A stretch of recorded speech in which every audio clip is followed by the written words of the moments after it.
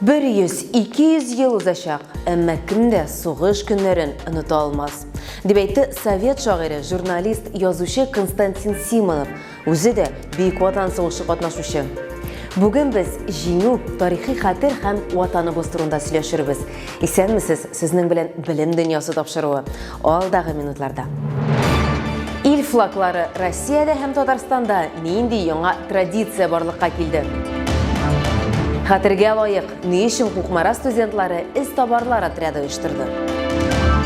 Туған тілні һәм туған илні ұлылау. Татарстанда туған тіл күнін нешік белгілеп өттілер. Татарстан мәктәпләрендә Россия һәм республикабызның дәүләт флагларын күтәрү традициясе барлыкка килде.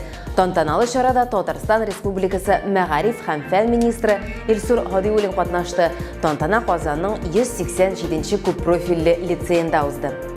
Оннан элегрәк флагны күтәрү һәм мәктәпләрдә дәүләт гимнын башкару фикерен Россия президенты Владимир Путин хуплады. Мәгариф министры Сергей Кравцов 25 апрель дәүләт флагын күтәрүнең бердәм көне дип игълан итте.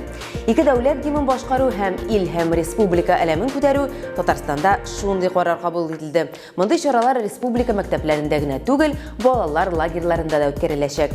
Дәүләт символларын олылау традициясе турында тулырак Эльвира Жамалетдинова. Флаг поднять.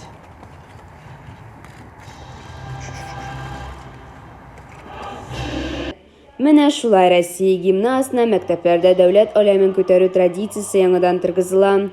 Илсур Хадиуллин Татарстан Республикасы Мәгариф һәм фән министры дәүләт аләмен күтәрүнең бердәм көненә кушылды. Чыгыш вакытына балачакта мәктәп лагерьларында активистлар һәм үзләрен күрсәткән укучыларның да ил аләмен күтәрүен искә төшерде. Илсур Хадиуллин фикеренчә, бу традицияне тыргызу һәр балада шәхес тәрбияләргә ярдәм итәчәк һәм халыкны берләштерәчәк. Хәзерге вакытта менә шушы яхшы традицияны кире кайтару, ул әлбәттә безнең балаларны тәрбияләү өчен, аларның киләчәге тагын да яхшы булсын өчен, bir матур тормышта яшәү өчен, тигезлектә, дуслыкта бер-берне хөрмәт итеп яшәү өчен ул иң зур тәрбия чарасының берсе булачак. Без илне яратырга, аны хөрмәт итәргә, көчле халык булып яшәргә тиешбез. Арина Смирнова лицей президенты мәктәптә ирешкән уңышлары өчен министр белән бергә Россия аләмен күтәрергә лаек булды. Аңа лицейның күп укучылары тиңләшә. Шулай итеп, 5-нче сыйныфтан Ева Кузьмина мәктәп президенты буларак Россия аләмен күтәрү өчен 5ләргә генә укырга һәм активлашырга тырыша. Я тоже хотела, потому что за год я выйду. Мин дә теләгән идем, чөнки мин мәктәпне бик яхшы билгеләренә тәмамлыйм. Мин дә безнең мәктәп президенты буларак Россия әлемен күтәрергә телим. 25 апрельдә барлык мәктәпләрдә дә дәресләр Россия һәм Татарстан аләмнәрен күтәрү һәм ике гимнны башкарудан башланды. Илсур Хадиуллин үзе Казанның 187-нче номерлы лицейында укучылар белән бергә аләмнәр күтәрде. Лицей директоры Гөлнара Галиева сүзләренчә, аләм күтәрүнең максаты укучыларда патриотизм хиссе формалаштыру. Аларның мәктәптә инде менә дигән укучыларны һәм активистларны бүләкләү традициясе бар, ләкин ул елга бер тапкыр гына уза, аләм һәр атна күтәреләчәк. Гөлнара Галиева дәүләт аләмнәрен күтәрергә теләүчеләрнең зур исемлеге җыелган дип раслый. Бу традиция укучыларга яхшырак укырга стимул бирә. Мы уже объявили нашим лицеистам, что этой чести будут... Без балаларга бу хөрмәткә иң яхшы укучылар лаек булачак дип игълан иттек инде. Һәм сер итеп әйтәм, шимбә көнне егетләр килеп сорады. Әкеләсе дүшәмбедә флагларны кем күтәрәчәге билгеле инде, исемлек төзелгән инде. Шундый тантаналы чара бу уку елында бердән-бер булды. Аләмнәр даими рәвештә республика мәктәпләрендә 1 сентябрьдән күтәрелә башлаячак. Әҗәй көне традиция мәктәп лагерьларында һәм профильле сменаларда үсешен дәвам итәчәк. Россия мәктәпләрендә тарихны өйрәнү 1-нче сыйныфтан башланырга мөмкин. Материалны өйрәнү мәгърифәт форматында оештырылачак. Бу хакта Россия Мәгариф министры Сергей Кравцов сөйләде. Аның сүзләренчә, бу тарихи истәлекне саклау белән бәйле, тарихны өйрәнү белем бирү һәм тәрбия процессларының мөһим өлеше. Шул ук вакытта Россия депутатлары шуны кайгырта: мәктәпләрдә Бөек Ватан сугышы тарихын өйрәнү өчен күп вакыт бирелми, бигрәк тә өлкән сыйныф укучылары өчен актуаль, чөнки әлеге тарихи шырны оқытының төбіліші нәқ 10-11 сыйныфларға туры келе. Әмма Татарстан мәктәпләрендә ветераннарны олылау, тарихи мирас истәлеген саклау традицияләре дәвам итә. Күп кенә йортларында музейлар, хәтер почмаклары бар. Укучылар мемориалларны җыештыруда булышып, хәтер вакытысына басалар. Ә менә Кукмара аграр көллиятендә үз эз товарлар отряды бар. Аның белән Эльвина Минабетдинова очрашты. Аграр күлият йортында стела символик рәвештә сугыш дәһшәтләре истәлегенә тора. Һәйкәл бергә җыелган хәрби техника эшләреннән тора. Һәйкәлнең барлык элементлары отряд табышлары. Кукмара аграр күлиятенең эзләү коткару отряды Яныйл авылында 30 ел дәвамында үз эшчәнлеген алып бара. Ә үз тарихын 90-нчы елларда ук башлый. Нәкъ менә шул вакытта күлиятнең беренче эзләү коткару отряды оештырыла. Бу вакыт эчендә 300 халак булган солдат табылды.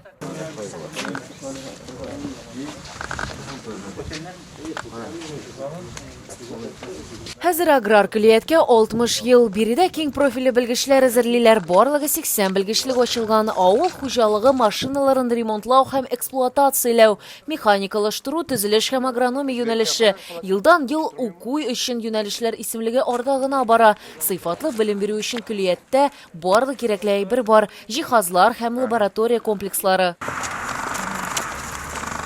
Күлияттә барлыгы 525 студент белем ала. Күп кенә студентлар эзләү коткару отрядына керергә тели. Әмма моны һәркем дә ирешә алмый. Отрядка 11 кеше җыела. Сайлап алу узалар студентның өлгерешенә һәм үз-үзен тоташына карыйлар.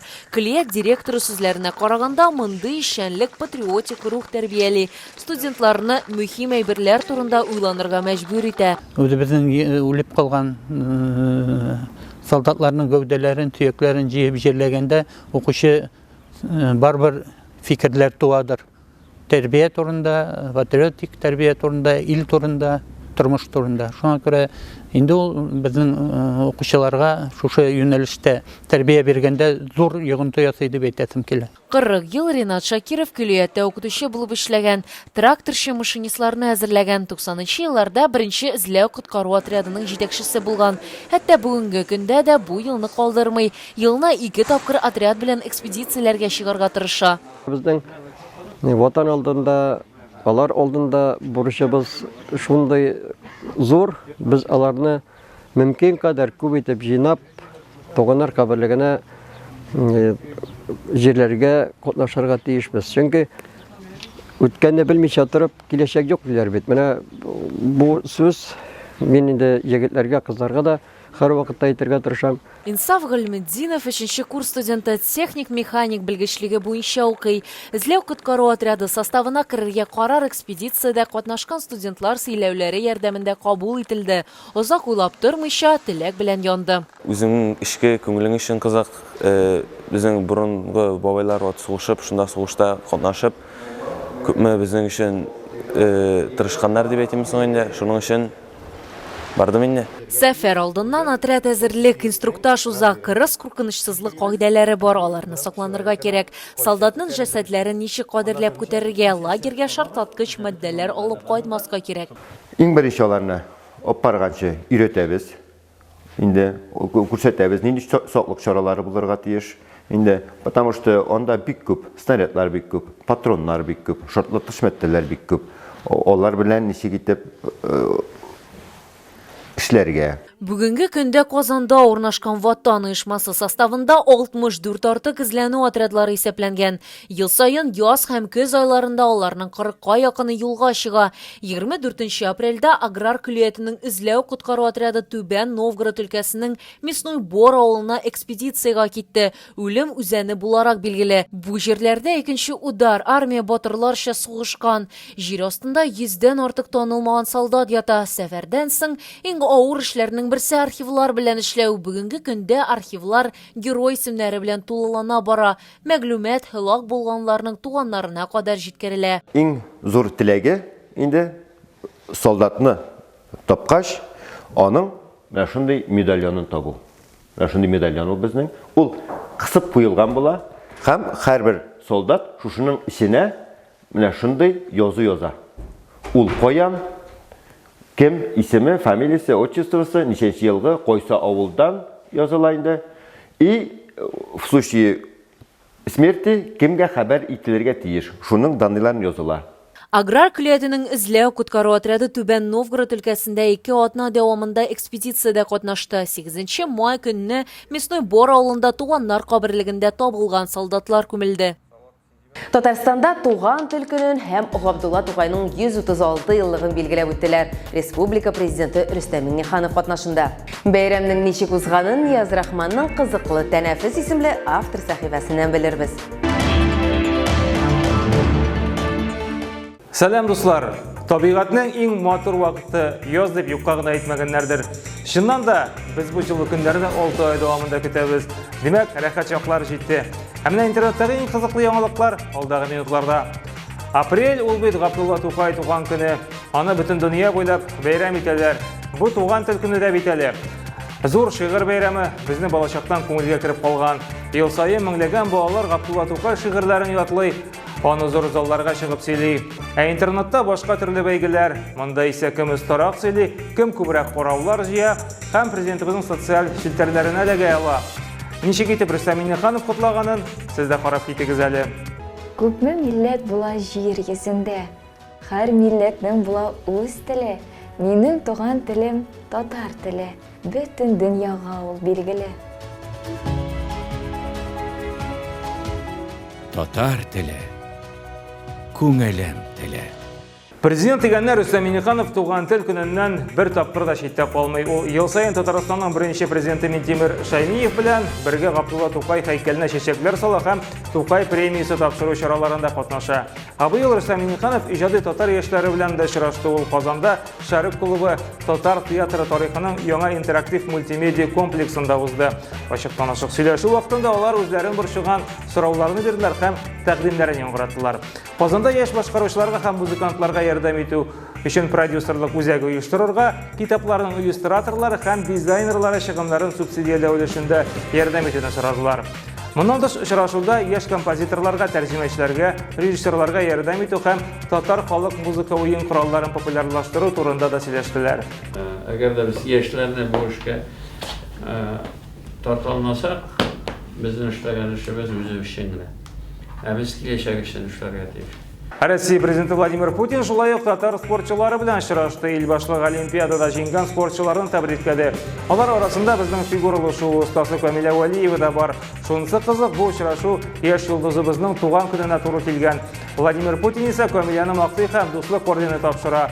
Камилә фигуралы шоуны зур югарылыкларга күтәрде ди президент. Здесь самое главное внутренне собраться, просто работать, не смотреть на них, на эти все что не связано со спортом, надо отбросить. Ну, так лучше, ну, пускай. А ты иди дальше и добивайся следующих результатов и побед. Они будут 100%. Иннополис шәһәрендә Тукай туган көне хакында онытмаганнар. Россиянең иң заманча шәһәре бу юлы нәрсә белән шаккаттырды соң? Монда йөрүче таксистлар хәзер бу көнне барлык пассажирларны татар телендә каршы ала. Әйе, таксистлар түгел, таксилар. Чөнки аларның йөртүчеләре юк. Игътибар белән чираттагы видеоны карагыз. Таксига рәхим итегез. Зинһар өчен иминлек кайшын эләктерүгез һәм маска киюгез сорала. Татарстан сандугачы Россия күләм бәйгедә җиңү яулы сүз Дельфи уеннарында катнашкан яшь талант Инсаф Ганибаев хакында ул бәйгедә Иске Кара Урман, Китмә сандугач, Җәйге Урман, Ирбет, Тормыш җырын башкарып жюри вәкилләрен шаккатыра. Нәтиҗәдә Инсаф Россия күләм бәйгедә алтын медаль яулый. Шунысын да әйтеп узарга кирәк. Узган елны Егет созвездие йолдызлык фестивалендә гран-при иясе булган. Быел орны тагын да югары, чөнки әлеге бәйгедә ил күләмендәге иң талантлы балалар җыела. Афәрин Инсаф.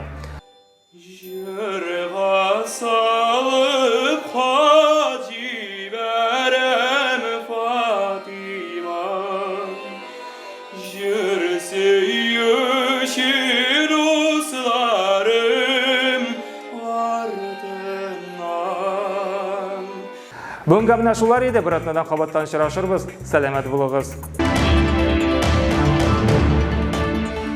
Безнең программа аккаунтларына шулай ук республиканың Мәгариф һәм фән министрлыгы аккаунтларына кушылыгыз. Файдалы мәгълүмат шунда күп. 9 май илебезнең иң гадел, иң ачы бәйрәме.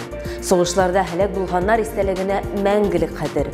Коткаручыларыбызга баш иябез. Безнең илдә җиңү истәлеге мәңгелек булачак. Без моңа инанабыз. Сау булыгыз.